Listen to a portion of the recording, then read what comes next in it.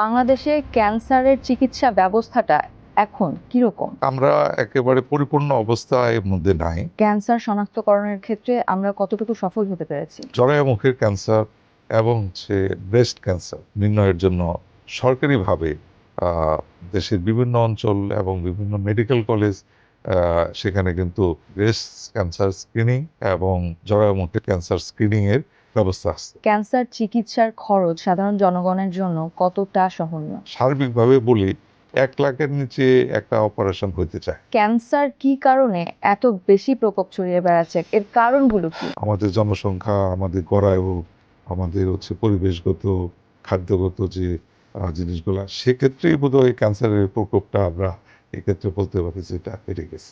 চিকিৎসা ক্ষেত্রে আপনি বাংলাদেশকে কোন পর্যায়ে দেখতে চাচ্ছেন? হেলথ সেক্টরের যে ডেভেলপমেন্টটা, এটা কিন্তু মূলত ঢাকা কেন্দ্রিক এবং শহর কেন্দ্রিক। তো সেক্ষেত্রে প্রাইভেট সেক্টরে যাতে তারা এই রেডিওথেরাপি মেশিন কিনা, ক্যান্সার সেন্টার দেওয়া, ক্যান্সার হাসপাতাল দেওয়া, সেগুলোতে যেন এগিয়ে আসে, দেশের বিভিন্ন অঞ্চলে যেন ক্যান্সার হাসপাতাল তৈরি করে।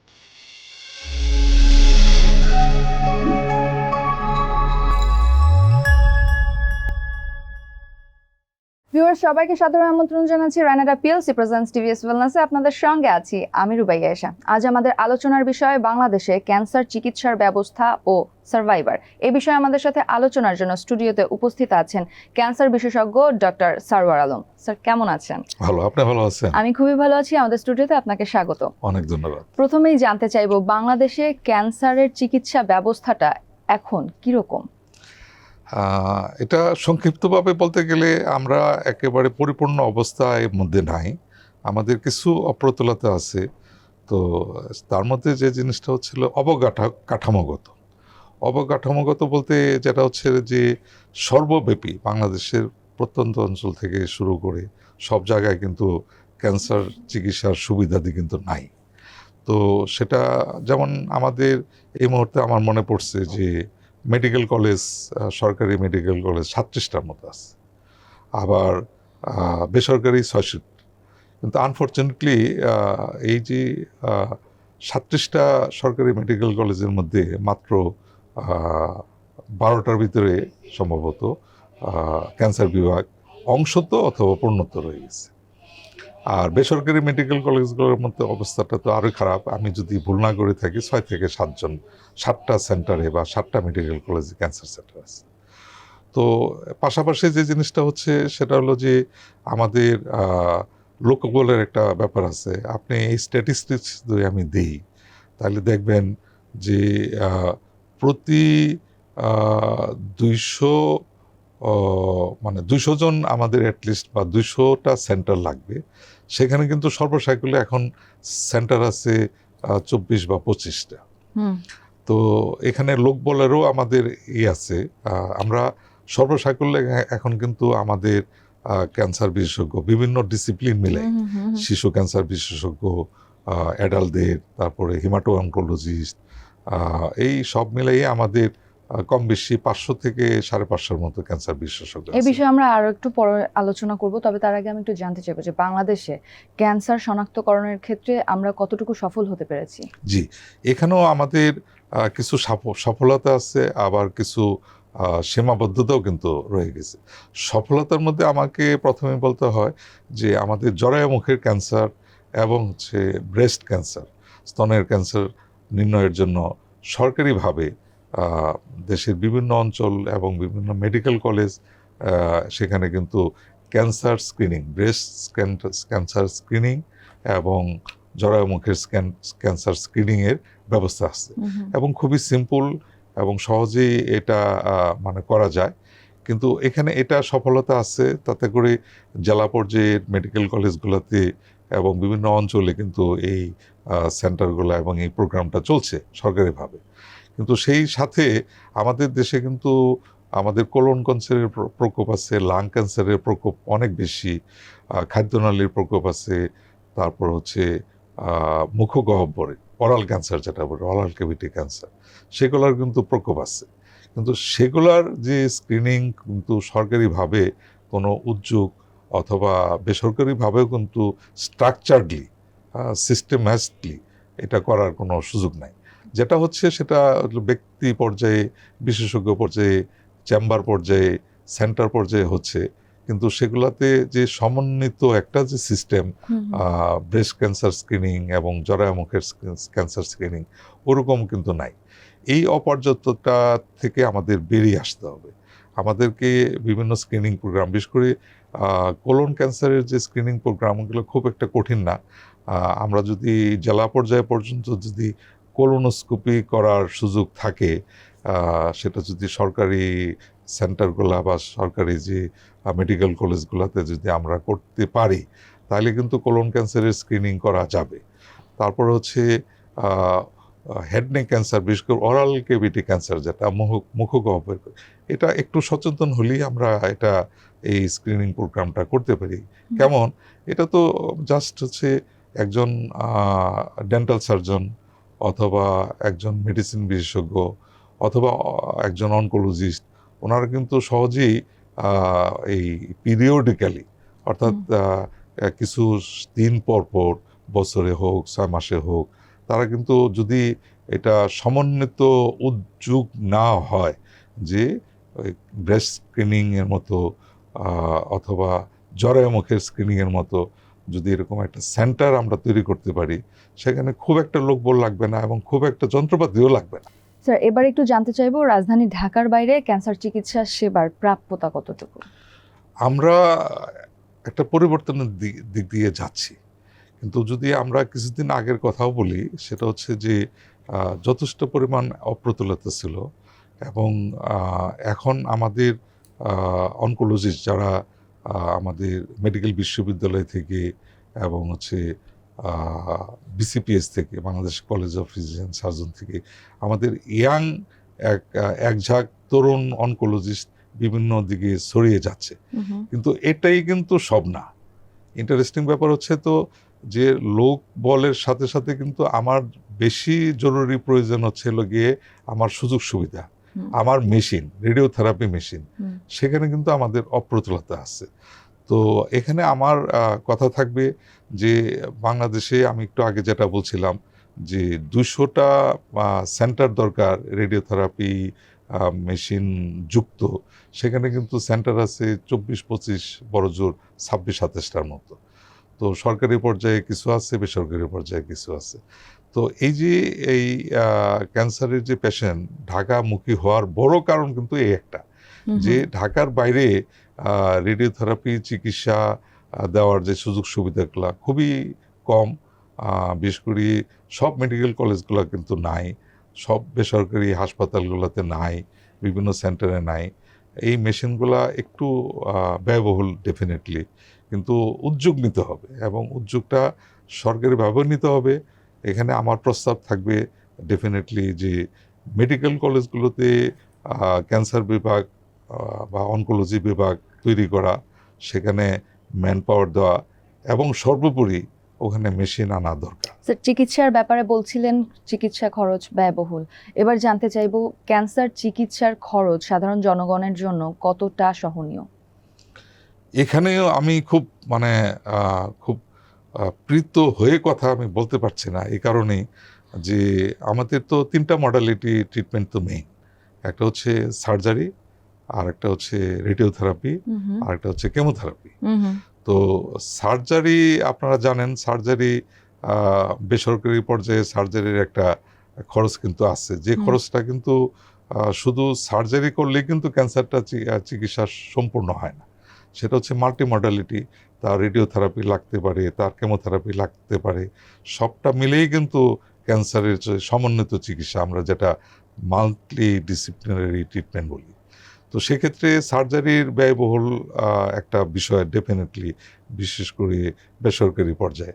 সরকারি পর্যায়ে হয়তোবা অপারেশন সার্জনের চার্জ নাই, কিন্তু তারপরেও একটা ন্যূনতম কিন্তু খরচ আছে। সেই খরচটা যদি আমি বেসরকারি পর্যায়ে সার্বিকভাবে বলি, 1 লাখের নিচে একটা অপারেশন হইতে চায় না। তো এই খরচটা কিন্তু দিতে হয়। পাশাপাশি রেডিওথেরাপি বেসরকারিভাবে সীমিত পর্যায়ে যে সেন্টারগুলোতে আছে, সেগুলোতে কোনোভাবেই 1 লাখ টাকার নিচে কোনো রেডিওথেরাপি সম্পন্ন করা যায় না। যে কয়টা দিতে হয় 25টা বা 30টা 35টা যেটাই দিই না কেন 1 লাখ 1.5 লাখ 2 লাখের মতো চলে যায়। আপনার কথার জের ধরেই বলতে চাই, রেডিওথেরাপি, কেমোথেরাপি এবং সার্জারির কথা বলছিলেন, তো এই 3টা চিকিৎসা কি দেশের সব অঞ্চলেই সমানভাবে পর্যাপ্ত? জি না, এখানেও আমাদের কিছু সীমাবদ্ধতা আছে। আমি একটু আগে যে কথাটা বললাম সেটা হচ্ছে হলো যে আমাদের যারা ইয়াং অনকোলজিস্ট তারা কিন্তু বিভিন্ন জায়গায় ছড়িয়ে যাচ্ছে, বিভিন্ন মেডিকেল কলেজগুলোতে পোস্টিং হচ্ছে। আমাদের যদি বিভাগ নাও থাকে তারপরে তারা পোস্টিং পাচ্ছে। তো ওখানে তারা যে জিনিসটা করতে পারছে সেটা হচ্ছিল কেমোথেরাপি, যে প্র্যাকটিসটা সেটা করতে পারছে। কারণ কেমোথেরাপির জন্য খুব মানে যন্ত্রপাতি অথবা খুব একটা ফেসিলিটিস লাগে না। তার বেড দরকার, তারপর হচ্ছে তার একজন নার্স অ্যাসিস্ট্যান্স দরকার, এবং ছোট একটা পরিসরে 2টা বেড, 5টা বেড, 10টা বেড, 15টা বেড দিয়ে কেমোথেরাপি দেওয়া যায়। কেমোথেরাপির ক্ষেত্রে যে সমস্যাটা হচ্ছে, এটা একটা ট্রিমেন্ডাস চেঞ্জ আসছে। সেটা হচ্ছে যে একসময় আমাদের অ্যান্টি ক্যান্সার ড্রাগগুলার কিন্তু বাংলাদেশে প্রোডাকশন হইতই না। সেটা কিন্তু গত 10-15 বছর 20 বছরে কিন্তু এখানে একটা বৈপ্লবিক পরিবর্তন আসছে। সেটা হচ্ছিল যে আমাদের বাইরের যে ড্রাগগুলা আগে আমদানি করে নিতে হইতো, সেগুলার যে ব্যয় এবং যেগুলার যে মূল্য একেবারেই আমাদের হাতের নাগালের বাইরে ছিল। কিছু সংখ্যক বড়লোক ছাড়া এই ক্যান্সারের এই ওষুধগুলা ব্যবহার করতেই পারত না। সেই অবস্থাটাতে এখন একটা আমি মনে করি একটা বৈপ্লবিক পরিবর্তন আসছে। এই বিভিন্ন আমাদের যে লোকাল যে ফার্মাসিউটিক্যালগুলো তারা প্রচুর অ্যান্টি ক্যান্সার ড্রাগ এখানে তৈরি করছে এবং হচ্ছে বাইরে এক্সপোর্টও করতেছে। কিন্তু সমস্ত ড্রাগ আসছে না, কারণ এখানে একটা ব্যাপার আছে, সেটা হচ্ছিল যে কিছু কিছু ড্রাগ এমন ব্যয়বহুল যে এক একটা কেমোথেরাপি সাইকেল দিতে গিয়ে 1.5 লাখ 2 লাখ পর্যন্ত জায়গা, যেগুলা পার্টিকুলারলি ইমিউনোথেরাপিউটিক এজেন্ট। কিন্তু ট্রেডিশনালি যে সাধারণ যে অ্যান্টি ক্যান্সার ড্রাগগুলো আছে, আশীর্বাদ ক্ষেত্রে আমি বলবো এইগুলা এখন অ্যাফোর্ডেবিলিটির মধ্যে আছে। তারপরেও এখানে একটু কথা থাকে হলো যে একটা কেমোথেরাপি দিতে ন্যূনতম কিন্তু আমরা যদি ড্রাগ সিলেকশন তো ডিপেন্ড করে হচ্ছে ক্যান্সারের ধরন, ক্যান্সারের স্টেজের উপরে। সেক্ষেত্রে কিন্তু যদি আমরা ন্যূনতম ধরি, তারপরেও দেখা যাবে যে ক্যান্সার ভেদে, স্টেজ ভেদে, প্রকৃতি ভেদে 10,000-এর নিচে কোনোভাবেই কিন্তু এটা কমে না। এখানে কিন্তু যে জিনিসটা আমাদের পার্শ্ববর্তী দেশে আছে, সেখানে তারা ড্রাগে কিন্তু সাবসিডি দেয়। স্যার, এই যে আমরা ক্যান্সার নিয়ে কথা বলছি, ক্যান্সারের চিকিৎসা নিয়ে কথা বলছি, এত কিছু, কিন্তু এই ক্যান্সার কি কারণে এত বেশি প্রকোপ ছড়িয়ে বেড়াচ্ছে, এর কারণগুলো কি? এটার প্রথম যে জিনিসটা হচ্ছে যে লোক সংখ্যা বাড়ছে। স্বভাবতই লোক সংখ্যা বাড়লে পপুলেশনের যে সংখ্যাটা, সে আগে ছিল আমাদের 7.5 কোটি বা 8 কোটি 10 কোটি, সেটা তো এখন 18 কোটির মতো বলা হয়। তো সেক্ষেত্রে লোক সংখ্যার অনুপাতে শুধু ক্যান্সার কেন বিভিন্ন রোগ বেড়ে যাচ্ছে। আর তারপরে যে কয়েকটা খুব ইম্পর্টেন্ট কারণ হচ্ছে যে রোগ নির্ণয়ের যে সুযোগ সুবিধাগুলো, সেগুলো আজ থেকে 10 বছর 15 বছর আগে এত সুযোগ সুবিধা ছিল না। এখন অনেক ধরনের সুযোগ সুবিধা আসছে। সেই সুযোগ সুবিধাগুলো কিন্তু হিস্টোপ্যাথোলজি বলেন, বায়োপসি বলেন, তারপর হচ্ছে সিটি এমআরআই, এগুলো কিন্তু এখন অনেক ক্ষেত্রেই আমরা জেলা পর্যায়ে দেখছি যে সিটি স্ক্যান, এমআরআই মেশিন চলে গেছে, এবং আমাদের হিস্টোপ্যাথোলজিস্ট যারা বায়োপসি করেন তারা দক্ষতার সাথে রোগটা নির্ণয় করতে পারছে। পাশাপাশি আরও কিছু আছে, সেটা তো খুব ইন্টারেস্টিং। সেটা তো আমাদের গড়ও বেড়ে যাচ্ছে। তো গড় আয়ও যখন বেড়ে যায় তখন কিন্তু মানুষের বলা হয় যে অ্যাডাল্ট ক্যান্সারের বেশিরভাগই হচ্ছে হলো it is a disease of age. যত বেশি বাড়বে, বয়স বাড়বে, তত ক্যান্সারের দেখা দেওয়ার সম্ভাবনাটা বেড়ে যায়, এবং কিছু ক্যান্সার আছে বয়সকালেই হয়। তো এটা একটা ব্যাপার। আর সাথে সাথে এটা তো বলতেই হবে যে আমাদের পরিবেশগত এবং খাদ্য, আমাদের অভ্যাস, এগুলো আমাদের বড় একটা ফ্যাক্টর। যেমন সেটা হচ্ছিল যে আমাদের এই খাদ্যে যে বিষক্রিয়া অথবা ভেজাল, সেটা তো সর্বজন বিদিত, সবাই জানে। আমাদের পরিবেশের ভিতরে আপনার প্রায়ই দেখা যায় যে শহরগুলোতে আমাদের যে কার্বনের পরিমাণ, সেটা সবসময় বিপজ্জনক, অথবা মানে পৃথিবীর বিভিন্ন শহরের মধ্যে এটা প্রথম দিকেই থাকে, 1 নাম্বার 2 নাম্বার 3 নাম্বারের মধ্যে থাকে। তো এইগুলা তো অত্যন্ত বড় ফ্যাক্টর। আর পাশাপাশি যেটা হচ্ছে যে মানুষের আমাদের যে অভ্যাসগুলো কিন্তু চেঞ্জ হয়ে আসছে। অভ্যাসগুলো চেঞ্জ হচ্ছে এরকম যে আমরা এখন বেশিরভাগই সিডেন্টারি ওয়ার্ক, অর্থাৎ বসে বসে কাজ করা, এই অপ্রবণতাটা বাড়ছে। তো সেক্ষেত্রে প্লাস হচ্ছে আমাদের ডিভাইসগুলো হাতে থাকে, তো সেক্ষেত্রে আমাদের বাইরে যাওয়া, খেলাধুলা, ব্যায়াম, শুধুমাত্র যে আমরা ডিভাইস ব্যবহার করি তা কিন্তু না, আমরা কানে ইয়ারবাডস Right, দিয়ে সারাক্ষণ গান শুনতে থাকি, ভিডিও গেমস খেলতে থাকি, এগুলার ইফেক্টটাও তো বডিতে দেখা এইগুলো দিচ্ছে। ফ্যাক্টর। এই যে সার্বিকভাবে আমি যেটা বললাম, আমাদের জনসংখ্যা, আমাদের গড়ায়ু, আমাদের হচ্ছে পরিবেশগত, খাদ্যগত যে জিনিসগুলো, এবং ডিটেকশনটাও আমরা বলবো, যেহেতু আমাদের টেকনোলজি, সায়েন্স ডেভেলপ করছে, সুযোগ সুবিধাও বাড়ছে, সেক্ষেত্রেই বোধহয় ক্যান্সারের প্রকোপটা আমরা এক্ষেত্রে বলতে পারি যে এটা বেড়ে গেছে। চমৎকার স্যার। এবার জানতে চাইবো, চিকিৎসা ক্ষেত্রে আপনি বাংলাদেশকে কোন পর্যায়ে দেখতে চাচ্ছেন? ক্যান্সার চিকিৎসার ক্ষেত্রে বাংলাদেশকে কোন পর্যায়ে দেখতে চাচ্ছেন? এখনো আমরা আমাদের ক্যান্সারের যে আমি আমার আলোচনায় বললাম যে আমাদের কিছু সীমাবদ্ধতা আছে। এর মধ্যে বড় সীমাবদ্ধতা হচ্ছে আমাদের ক্যান্সারের চিকিৎসা আমাদের ঢাকা কেন্দ্রিক। এটা আমাদের বুঝতে হবে। আমাদের বেশিরভাগ যে রেডিওথেরাপি মেশিন, আমাদের অনকোলজিস্ট, বেশিরভাগ সিনিয়র অনকোলজিস্ট এবং হচ্ছে সার্জনরা, তারা ঢাকা কেন্দ্রিক। এই জিনিসটা যদি আমরা বিকেন্দ্রীকরণ না করতে পারি, আমরা যদি বিভিন্ন শহরের মেডিকেল কলেজগুলোতে এবং বিভিন্ন সদর হাসপাতালগুলোতে যদি আমরা মানে চিকিৎসক এবং ফেসিলিটিস না বাড়াই, তো এটা তো স্বাভাবিক, পেশেন্ট তো ইয়েতে আসবে। আপনাকে আমি ছোট্ট একটা উদাহরণ দিই যে আমাদের রেডিওথেরাপি মেশিন ঢাকা শহরে প্রায় 15টার মতো বোধহয় আছে, সরকারি বেসরকারি মিলেই। তো এর মধ্যে আমাদের একটা টার্সিয়ারি লেভেলের হসপিটাল হচ্ছে জাতীয় ক্যান্সার ইনস্টিটিউট মহাখালীতে। এখানে এত রোগীর ভিড় যে তার যদি রেডিওথেরাপির সিরিয়াল নিতে হয়, এই সিরিয়াল জায়গায় 6 মাস পরে। স্যার, এই জটিলতা কমাতে এক্ষেত্রে সরকারি এবং বেসরকারি খাতের মধ্যে কিভাবে সমন্বয় তৈরি করা অবশ্যই যায়? একটা আমি মনে করি যে প্রয়োজন আছে, মানে উদ্যোগটা আসতে হবে সরকারের পক্ষ থেকে। এখানে প্রাইভেট পাবলিক যে পার্টনারশিপের ব্যাপারটা, এটাকে আমরা কোনোভাবে এটাকে সমন্বয় করা যায় কিনা।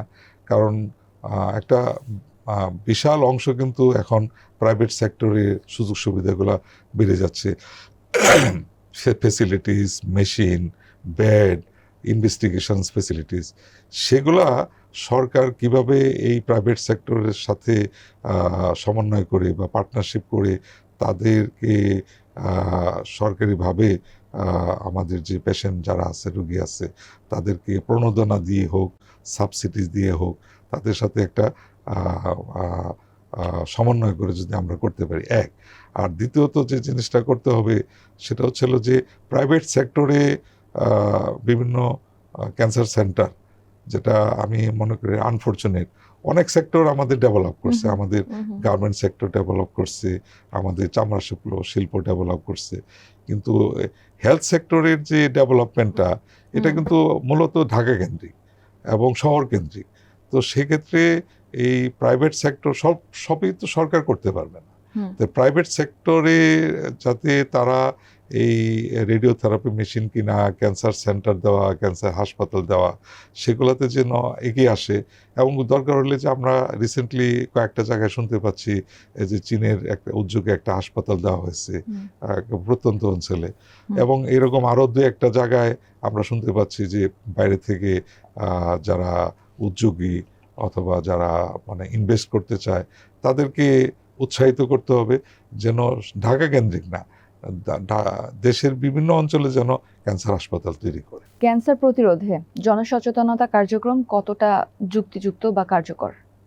জি, এটা আমরা একটা কথা বলি ক্যান্সারের বিষয়ে এবং অন্য রোগের কথাও বলি, সেটা হচ্ছিল যে ক্যান্সার চিকিৎসার থেকে ক্যান্সার প্রতিরোধ বেশি কাম্য এবং বেশি প্রয়োজন। এবং আপনি শুনে অবাক হবেন যে একটা বেশ পরিমাণ ক্যান্সার আছে, সেগুলো কিন্তু প্রতিরোধযোগ্য এবং এই প্রতিরোধগুলা করতে হবে হচ্ছে বিভিন্ন সচেতনমূলক কর্মসূচি, বিভিন্ন আমাদের সামাজিক অর্গানাইজেশনগুলা, ক্যান্সার রিলেটেড অর্গানাইজেশনগুলা, এবং সর্বোপরি আমাদের সরকারের পক্ষ থেকেও জনসচেতনতামূলক যে কর্মসূচিগুলো সেগুলো করতে হবে।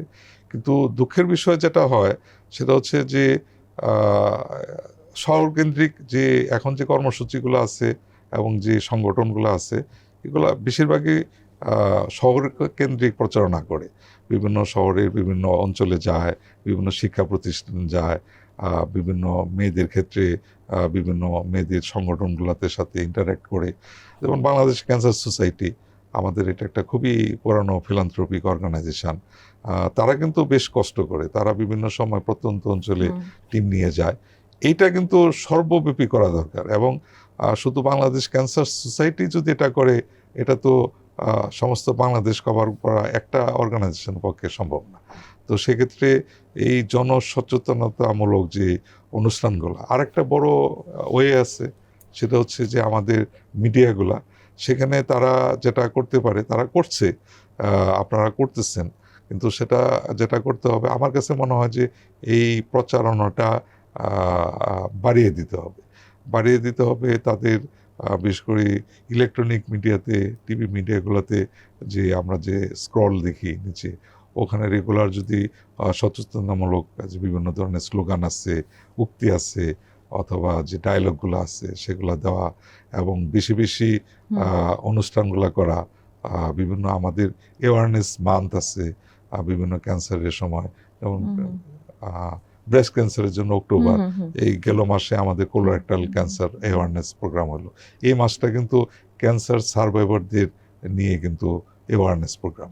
তো এই প্রোগ্রামগুলোর সময় যেন মিডিয়াগুলা, বিভিন্ন সংগঠনগুলো যদি সরকারের সাথে, সরকারের একার পক্ষে সব কিছু করা তো সম্ভব না, তো আমাদের মানুষকে এগিয়ে আসতে হবে, সমাজের বিভিন্ন স্তরের মানুষকে এগিয়ে আসতে হবে, তাইলে সমন্বিতভাবে আমাদের এই সচেতনতামূলক যে কর্মসূচিগুলো সেগুলো বাস্তবায়ন করা যায়। আরেকটা জিনিস, এটা সরকারের দায়িত্ব, যেটা আমি শুরুতে বলছিলাম, সেটা হচ্ছে এই স্ক্রিনিং প্রোগ্রাম। স্ক্রিনিং প্রোগ্রামের মূল বিষয়টা হচ্ছে আর্লি ডিটেকশন, অর্থাৎ সূচনায় ধরা পড়া রোগ। সূচনায় ধরা পড়লে লাভ কি? অবশ্যই বেশিরভাগ ক্ষেত্রে ক্যান্সার সূচনায় ধরা পড়লে কিন্তু কিউর হওয়ার সম্ভাবনা সমধিক। তো সুতরাং আমাদের স্ক্রিনিং প্রোগ্রামের যে কর্মসূচিগুলা, শুধু জরায়ু মুখের ক্যান্সার, ব্রেস্ট ক্যান্সার সেটা না, আরও যেগুলা বেশি প্রকোপ, যেগুলা বেশি, আমি যেটা বললাম যে কোলোরেক্টাল ক্যান্সার, তারপর হচ্ছে পাকস্থলীর ক্যান্সার, গলনালীর cancer, head neck cancer, oral cavity cancer, এগুলার ব্যাপারে বিভিন্ন ধরনের স্ক্রিনিং প্রোগ্রাম যদি করে এবং মানুষকে পার্টিসিপেশনের জন্য যদি উৎসাহিত করা হয়, ইনশাল্লাহ তো প্রকোপগুলা কমে যাবে। এটাই হবে আমাদের যে প্রতিরোধের প্রথম ধাপ। চিকিৎসা বিজ্ঞান নিয়ে কথা বলছিলাম, রোগী নিয়ে কথা বলছিলাম, এবার একটু কথা বলতে চাইবো ডক্টর, নার্স এবং ক্যান্সার বিশেষজ্ঞের সংখ্যা কি বর্তমান চাহিদা পূরণ করতে সক্ষম? যথেষ্ট অপ্রতুলতা আছে। আমার কাছে একটা পরিসংখ্যান আছে, যদি আমি ভুল না করে থাকি, সেটা বাংলাদেশে বিভিন্ন পর্যায়ের ক্যান্সার বিশেষজ্ঞ বলতে আমরা যারা clinical oncologist, medical oncologist, radiation oncologist, শিশু ক্যান্সার বিশেষজ্ঞ, গাইনি ক্যান্সার বিশেষজ্ঞ, সার্জিক্যাল অনকোলজিস্ট, তাদেরকে আমরা যদি একসাথে পরিসংখ্যান করি, আমার তো মনে হয় এটা 500 থেকে 550 অথবা বড় 600-র উপরে হবে না, খুবই অপ্রতুল। সেখানে আমাদের যে 18 কোটি মানুষের কথা বলি, সেখানে তো যদি আমরা এই 500-600 ক্যান্সার বিশেষজ্ঞ কথা বলি, এটা তো খুবই কম সংখ্যা। এখানে কিন্তু অ্যালাইড কিছু আমাদের স্বাস্থ্য সেবার সাথে যুক্ত কিছু আমাদের সহকর্মী দরকার। এর মধ্যে হচ্ছে অনকোলজি নার্স খুবই প্রয়োজন। অথচ আনফর্চুনেটলি অনকোলজি নার্সিং কনসেপ্টটা আমরা আমাদের বই, আমাদের কোর্সে, আমাদের কারিকুলামে বা আমাদের কথায় আমরা আনি, কিন্তু অনকোলজি নার্স তৈরি করার যে একটা কোর্স অথবা আলাদা করে তাদেরকে ট্রেনিং দেওয়া, সেই সিস্টেমটা কিন্তু এখনও ডেভেলপ করে নেই। আমাদের বাংলাদেশ মেডিকেল বিশ্ববিদ্যালয়ের আমাদের একটা সিদ্ধান্ত ছিল যে যারা ক্যান্সার বিভাগ, সেটা হচ্ছে অ্যাডাল্ট ক্যান্সার, শিশু ক্যান্সার অথবা হচ্ছে সার্জিক্যাল ক্যান্সার বিভাগে যারা কাজ করবে, তারা যেন এখানেই থেকে যায়, কারণ তাদের একটা মানে বিশেষায়িত একটা নলেজ তৈরি হচ্ছে। তা আমার দরকার হচ্ছে অনকোলজি, ডেডিকেটেড অনকোলজি নার্স। এর পাশাপাশি আরও দুইটা কিন্তু আমাদের সহযোগী দরকার, ম্যান পাওয়ার দরকার। একটা হচ্ছে রেডিওথেরাপির জন্য রেডিওথেরাপি টেকনোলজিস্ট, খুবই অপ্রতুল, এবং সেই সাথে মেডিকেল ফিজিসিস্ট নামে একটা কিন্তু পদ আছে বা একটা জনবল আছে যারা রেডিওথেরাপি প্ল্যানিংয়ের সাথে জড়িত। এরা হচ্ছে মেডিকেল ফিজিক্সের উপরে তাদের পোস্ট গ্রাজুয়েশন করা বা গ্রাজুয়েশন করা। এই সংখ্যাটা কিন্তু একেবারে অপ্রতুল, এবং আনফর্চুনেটলি সরকারি পর্যায়ে মেডিকেল ফিজিক্সদের কিন্তু পদের সংখ্যা খুবই কম। সুখের বিষয়, আমি যখন চেয়ারম্যান ছিলাম, আমি বাংলাদেশ মেডিকেল বিশ্ববিদ্যালয়ে মেডিকেল ফিজিক্সদের জন্য পদ সৃষ্টি করছি এবং তারা কর্মরত আছে, এবং অন্যান্য বেসরকারি সেন্টারে কিন্তু মেডিকেল ফিজিক্সিস্ট আছে। মেডিকেল ফিজিক্সিস্ট ছাড়া রেডিওথেরাপি প্ল্যানিং বা রেডিওথেরাপি চিকিৎসা কিন্তু সম্পন্ন হতে পারে না। তো তারা এখানে পদায়িত আছে, কাজ করতেছে, কিন্তু এই সংখ্যাটা খুবই অপ্রতুল। আমাদের মেডিকেল টেকনোলজিস্ট যারা রেডিওথেরাপি নিয়ে মেশিন নিয়ে কাজ করে, তাদের দক্ষতা বাড়াইতে হবে, এবং আমাদের সর্বোপরি ক্লিনিক্যাল অনকোলজিস্ট বা ক্যান্সার বিশেষজ্ঞ বাড়াইতে হবে। তাতে করে তাহলে এই সমস্যা থেকে আমরা সমাধান হয়ে আসবো। কিন্তু সর্বোপরি বলবো যে আমাদের সংখ্যাটা এখনো অনেক কম। আগামী 5 থেকে 10 বছরের মধ্যে বাংলাদেশের ক্যান্সার চিকিৎসার ব্যবস্থা আপনি কোথায় দেখতে চান? আমি যেটা দেখতে চাই, প্রথম কথা হচ্ছে যে ডিসেন্ট্রালাইজ করতে হবে। এই যে রাজধানী নির্ভর যে চিকিৎসা, রাজধানীতে আপনি একটা পরিসংখ্যান আমি যদি দেই, সেটা হচ্ছে মানে আমাদের এই ঢাকা শহরে সরকারি বেসরকারি সেন্টারে 80% রোগী কিন্তু বাইরে থেকে আসে, বিভিন্ন প্রত্যন্ত অঞ্চল থেকে। কেন আসবে? সেটা হচ্ছে যদি আমার একটা বগুড়ায় রেডিওথেরাপি মেশিন থাকে, দিনাজপুরে যদি একটা রেডিওথেরাপি মেশিন থাকে, আমার যদি সার্জিক্যাল অনকোলজিস্ট থাকে, আমার যদি ক্লিনিক্যাল অনকোলজিস্ট বা মেডিকেল অনকোলজিস্ট থাকে, তাহলে তো আমার এই রুগীটা আসে না। আমাদের যে আমি বললাম যে একটা জেনারেশন এখন বেড়ে, তারা কিন্তু বিভিন্ন মেডিকেল কলেজে বিভাগ থাকুক আর না থাকুক, তারা কাজ করতেছে। তাতে করে একটা বেশ সংখ্যক একটা ক্যান্সারের পেশেন্ট ওখানে কেমোথেরাপি নিতে পারতেছে। তো আমার কথা হচ্ছে ডিসেন্ট্রালাইজ করতে হবে। মেশিন বিভিন্ন মেডিকেল কলেজে বিভাগ তৈরি করে রেডিওথেরাপি মেশিন দিতে হবে। ওখানে আমাদের ক্যান্সার বিশেষজ্ঞের পদায়িত করতে হবে, পদ সৃষ্টি করতে হবে। আমাদের সার্জিক্যাল অনকোলজিস্ট বা সার্জনের সংখ্যা বাড়াইতে হবে। গাইনিক অনকোলজিস্ট বা আমাদের গাইনিক ক্যান্সার বিশেষজ্ঞ যারা, তাদেরকে বাড়িতে হবে, বাড়িতে হবে। এবং যে জিনিসটা করতে হবে, বারবার বলি যে প্রাইভেট পাবলিক পার্টনারশিপটা আমাদের এখানে মানে সংখ্যাটা বাড়াইতে হবে। কারণ সরকারের পক্ষে সমস্ত বাংলাদেশ কভার করা, 18 কোটি লোকের কভার করা সম্ভব না। সেখানে আমাদের পাশের দেশে প্রচুর প্রাইভেট সেন্টার হয়ে গেছে। এখানে বাংলাদেশে প্রাইভেট সেন্টার, আমি যদি ভুল না করে থেকে 15টা। এটা তো খুবই অপ্রতুল। আমাদের টাকা আছে, টাকা আমাদের বিভিন্ন জায়গায় যাচ্ছে, টাকা যাচ্ছে বিভিন্ন বাণিজ্যে, টাকা আসতে হবে এই হেলথ সেক্টরে, টাকা আসতে হবে ক্যান্সার চিকিৎসার ক্ষেত্রে। একটা জিনিস হচ্ছে, সেটা হচ্ছে যে আমাদের ওষুধপত্রের দাম অনেক কমে আসছে, কিন্তু সেখানেও আমি বলি যে পার্শ্ববর্তী দেশে তারা কিন্তু বিভিন্ন ফার্মাসিউটিক্যালদের সাথে কথা বলে তারা কিন্তু অ্যান্টি ক্যান্সার ড্রাগগুলার সাবসিডাইজড যে মূল্যে তারা দিচ্ছে। এই জন্য অনেক ক্যান্সারের পেশেন্ট বাইরে থেকে ওষুধ নিয়ে আসে, এসে বলে যে স্যার আপনাদের ওষুধের দাম তো বেশি। আমরা বলি যে ওষুধ অ্যাভেলেবল আছে, ওদের দাম মানে সব জায়গায় মানে মানে কম না।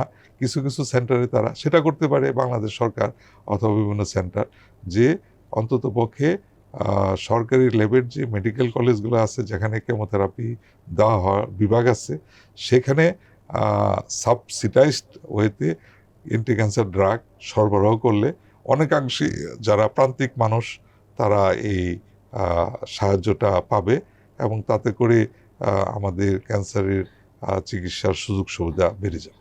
মেডিসিনের কথা বলতে আমার মাথায় একটা প্রশ্ন আসলো। প্রত্যেকটা ফার্মাসিতেই তো মেডিসিন রাখা থাকে, তো এই ক্ষেত্রে কি ফার্মাসি ভেদে ওষুধের দাম কি ভিন্ন হয়ে থাকে? এখানে দুইটা বিষয়।